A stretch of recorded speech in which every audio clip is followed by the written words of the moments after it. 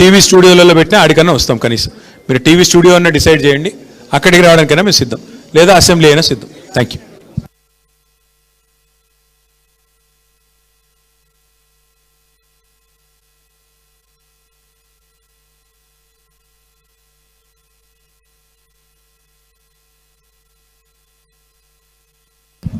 వట్టినాగులపల్లిలో భూముల మీద పడి గూండాగిరి చేసింది ఎవరో అందరికీ తెలుసు.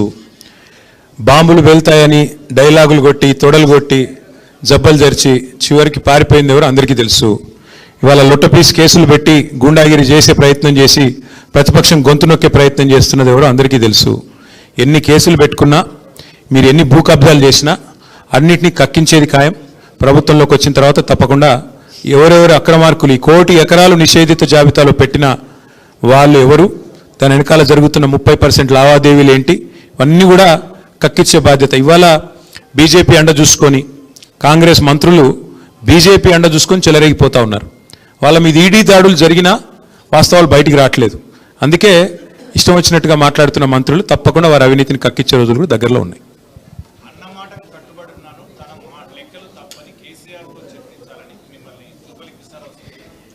అరే నాకు అర్థం కాని విషయం, చేతగాని వాళ్ళు ఎందుకు మాట్లాడాలి? జూపల్లి కృష్ణారావు గారిని అసలు అడిగింది ఎవడు? నేను మళ్ళీ చెప్తా ఉన్నా, మేము సవాల్ చేసింది రేవంత్ రెడ్డి గారిని లేదా రాహుల్ గాంధీ గారు ఎవరు వస్తారో చెప్పండి అన్నాం. వాళ్ళిద్దరూ కాకుండా సందట్లో సడిమియా నువ్వే దూరితివి. దూరి నేను వస్తా 11 గంటలకు తెలంగాణ భవన్ కొని డైలాగులు కొడితివి, ఇప్పుడు పారిపోతివి, ఇప్పుడు మళ్ళీ గన్ పార్క్ అంటివి, నేను ఆడికి వస్తా అంటే అరెస్ట్ చేయించబడితివి, మళ్ళీ మీదికి వెళ్ళి ఇప్పుడు కేసీఆర్ గారు రావాలా? మీ ముఖ్యమంత్రి గారి స్థాయికి మేమే ఎక్కువ ఉన్నమాట చెప్తున్నా. కేసీఆర్ గారు మీకు అంత స్థాయి లేదు. కేసీఆర్ గారు రావాలంటే రాహుల్ గాంధీ గారు వస్తే కేసీఆర్ గారిని మేము తీసుకొస్తాం. ఓకే,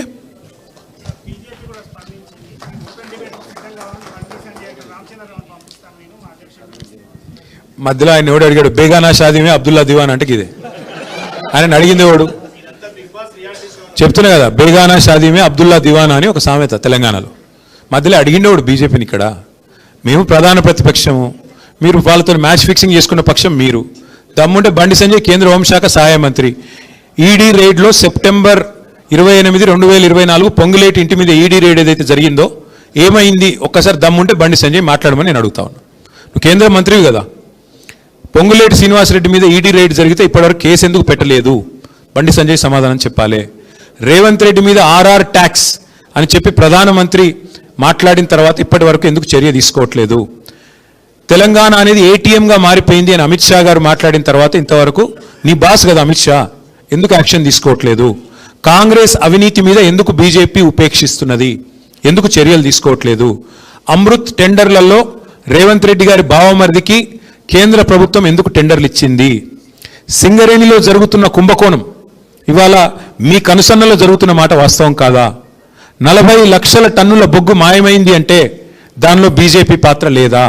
అట్లాగే నేను ఇంకొక మాట అడుగుతున్నా, మీ బీజేపీ ఎంపీలకు ఇక్కడ తెలంగాణలో రేవంత్ రెడ్డి గారు కాంట్రాక్ట్లు ఇస్తున్నారు అంటే విశ్వేశ్వర్ రెడ్డికి, సీఎం రమేష్కి, అందులో మీ వాటా ఎంత చెప్పాలి బండి సంజయ్ గారు, కిషన్ రెడ్డి గారు? నేను అడుగుతాను.